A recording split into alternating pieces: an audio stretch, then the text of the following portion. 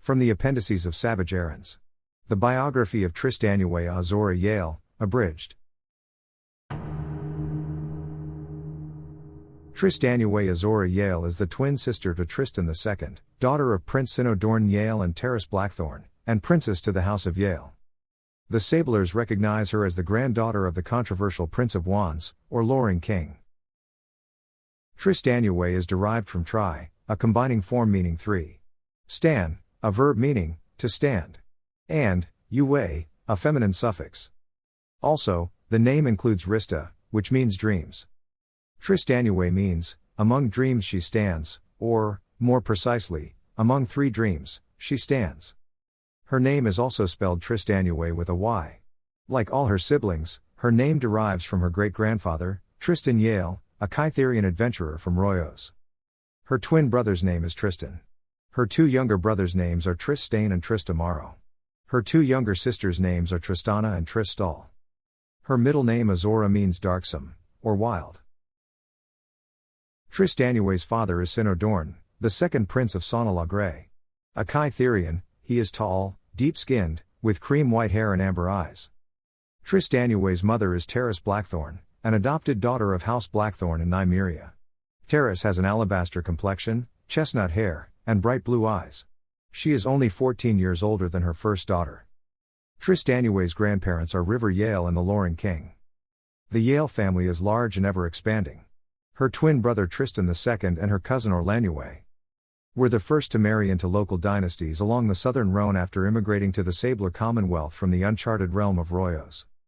Despite her mixed parentage, the Sablers regard her as Dinamago, a daughter of the Dark Kings of Sonalagre. Tristanué lives on Arban Shire, an islet adjacent to Arban Hale, the capital of the vast Sabler Commonwealth. Like all Kytherian girls, Tristanué passed through the ritual of the 12 kisses of Kaliro at puberty, receiving blessings, monies, including her dowry, and familial bonds from the other women in her family. River, her grandmother, and matriarch of the House of Yale, supervised the ritual, with her aunts Camino and Devon in attendance. The ritual diet activated all her unique racial traits: fast healing, resistance to disease, and the ability to elicit milk, or lactate, at will. Collectively, this is known as passing through blood to milk. Now considered a woman by Kytherian law, Tristanué takes her place among the Oro Adelae, or milk of the islands. To celebrate her coming of age, she nursed her newborn brother Tristamaro for 5 months until obligations in Antioch required her to relocate there. Now an adult, Tristanué may enter into contracts and negotiations, buy and sell real estate and other properties, manage finances, trade assets, and travel under her cognizance safely within the Sabler Commonwealth. Like most women in her family, Tristanué inherited her grandmother's figure, which is tall, flawless carob-colored skin, broad shoulders, large breasts, and a firm, glabrous figure. However, unlike the other members of the Yale family, the children of Sinodorn and Terrace have streaked, braided, or entirely blue hair. Tristanué's hair appears shiny, like blue steel, and falls past her shoulders, while her youngest sister Tristal has hair with a blue-green labradorescent shine. Intelligent, articulate, and athletic, Tristanué is also very fashionable and feminine with a keen wit. Family runes, Proyan scriptures, and Kytherian charms discreetly decorate her body. Tristanué received a classic education on Arban Hale, studying history, culture, customs, language, mathematics, the sciences, and the major kingdoms of the Holy Loch, Sark, the eastern and southern fortunes, and influential persons of history. She enjoys the physical fitness and beauty for which her race is known and trains in multiple weapons, including the Royosian dueling dagger, also known as the karambit, sword, spear, and bow and arrow. Trained extensively by her brother, father, grandfather, and great-grandfather, Tristanué is an exceptional hand-to-hand fighter. She finished the rigors, the vigors, the perils, and the trials, an athletic contest comprising dozens of events such as sparring, swimming, running, archery, horseback riding, mountain climbing, and more, in the top 10. She is remarkably fit, possessing strength, agility, and endurance. Tristanué excels in two-weapon fighting and the bow. She holds some of the highest marks in archery across the Sabler Commonwealth. During the Sabler occupation of Antioch, an ancient species of Titan falcon called Amira supal, or Viperns, was discovered inside a secret aviary within the Great Shrine of the East, Ashengard. Known as Titan falcons for their great size, they had been domesticated for millennia by the Ecclesiarchs, a sorority of widows and sword wives in the northern fortunes. Although not Vyn Vanir, the Ecclesiarchs adopted their ways, including their economics, laws, and theology. Living in remote mountain fortresses called the High Altars, the Ecclesiarchs perfected airborne cavalry, created featherlight armor, and earned their reputation for being formidable fast-moving aerial auxiliaries. The Ecclesiarchs recorded all the innovations in the singular work, the splendor and the sorrow. Unfortunately, at the beginning of the Unsacred Age, the Ecclesiarchs were hunted down and slaughtered by the Rovian kings, a confederation of traitorous princes intent on overthrowing the northern fortunes and its allies. Able to cover vast distances, the Ecclesiarchs were able to preserve their beliefs and practices, but not their falcons. For 10 centuries, no one had seen a living vipern. And without those great creatures, the entirety of Ecclesiarch strategy and battle styles faded away. Discovering viperns in Ashengard, Tristanué saw the opportunity to restore the Ecclesiarchs. And she took it. The armorial style of the Ecclesiarchs remained, famously promoted by Andruin of Sark, the foundress of the Sabler Commonwealth. Still, the taming of giant falcons involved esoteric rituals that no one had performed in 1,000 years. Fortunately, a man in Tristanué's outer social orbit, an itinerant king named Wander Wingard, offered to help. Using a persuasion not then understood, Wingard tamed the first vipern. Struck by the proud creature's beautiful black plumage, Tristanué named him Mr. Midnight. From then until today, Tristanué has reconstructed every aspect of the Ecclesiarch order. Petitioning the appropriate ministers on Arbin Hale, she was authorized to found the Kashari, or Order of Kashar, the first modern Ecclesiarch order. In addition to their style, Tristanué established a new currency, penance, and indicia. The Order of Kashar operates out of San Sabé, the wealthy city-state ruled by her aunt, Camino. In the weeks and months that followed, Tristanué adopted the Ecclesiarch lifestyle with such commitment that she is regarded far and wide as the foremost expert on the order. Viperns grant Tristanué access to the sky, allowing her to travel unconcerned with natural barriers such as mountains and seas. Tristanué has inherited and accrued many powers and abilities since leaving Arbin Shire for the siege of Antioch. Cinralian Rune. Tristanué's grandmother River Yale is the warden of the chapter house of Cinralia, who grants her granddaughter access to a rune network as an alternate. This bestows access to the lesser powers of Cinralia, including enhanced healing, a telesthetic bond including rune communication, partial use of the Cinrali Airy, and minor features of the Cinralian glaive when she has it. Tristanué cannot access higher powers or permissions of the broader Cinrali Airy, such as the Sin Valve, Black Sky, or the Oasion. Loring Hex. As the Loring King's granddaughter, Tristanué inherited his strange power, the Loring Hex. The full range and effects of the Loring Hex are unknown. Tristanué's blue eyes twinkle brighter when using Loring Hex. Because the Loring Hex is a consuming force, even an ultimately degenerative one, River imbued her granddaughter with her Cinralian rune, which negates such harm. Arms and armor. As mentioned above, Tristanué wears the armorial style of the Ecclesiarchs, which is asymmetrical and featherlight, and described as follows in the 6th Quinn Kasner. Her armor honored the style of the extolled first queen of the Ecclesiarchs, Casmeranda.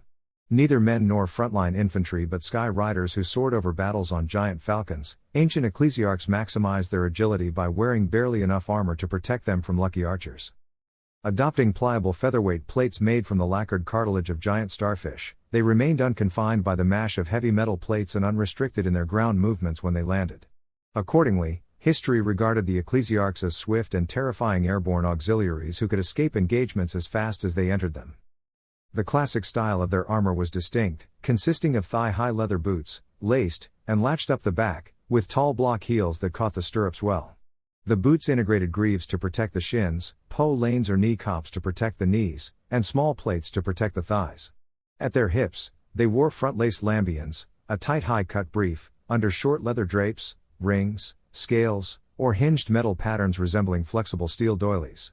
They often wore a metal plate belt latched in the back where their lesser arms hung. For some ecclesiarchs, the lambian was separate from their corselet, while others wore a singular maillot fitted by darts and pleats. Given the long history of women warriors among the Vyn Vanir, sword wives as they were known, the corselet, a woman's undergarment, had been reimagined as an outer garment, even armor.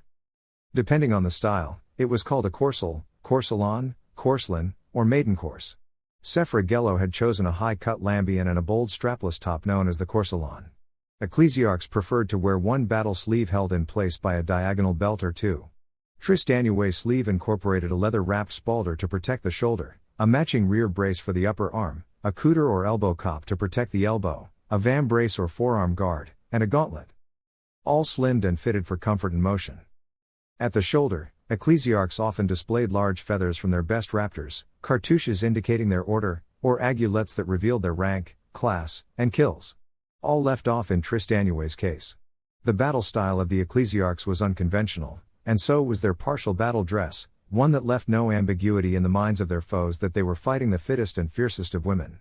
And being women, they relied neither on their strength nor their bulk, but from the air, diving, master archery, and javelin throwing. From the ground, slashing speed, swift movements, innovative spearplay, precision sword thrusts, slips, feints, and no small measure of deception. The armor is constructed from nigh unbreakable starfish cartilage, interwoven with impenetrable deep-sea lamina, and lacquered with military-grade Rama varnish, making the plates and lining almost indestructible. The armor is surprisingly light and articulated, allowing fast movements and dodges. With its bold lines and partial coverage, the armor is not for frontline combat. Designed and handmade by the famous Vyn Vanir smith se-KWAY-on, the armor is one of only a handful of such suits to bear the seal of the very worshipful company of Andolf and Leets. The Sinister Minister is a strange scabbard Tristanué stole from Kayat's laboratory during a night raid to Ansakar. It is made for a short sword and enchants any standard blade placed inside it. After that, the sword has the following powers. First, the blade drawn from the Sinister Minister functions as a single weapon of surpassing balance and edge. However, the blade may duplicate at the wielder's will. The two blades may also recombine at the wielder's will, by touching them together.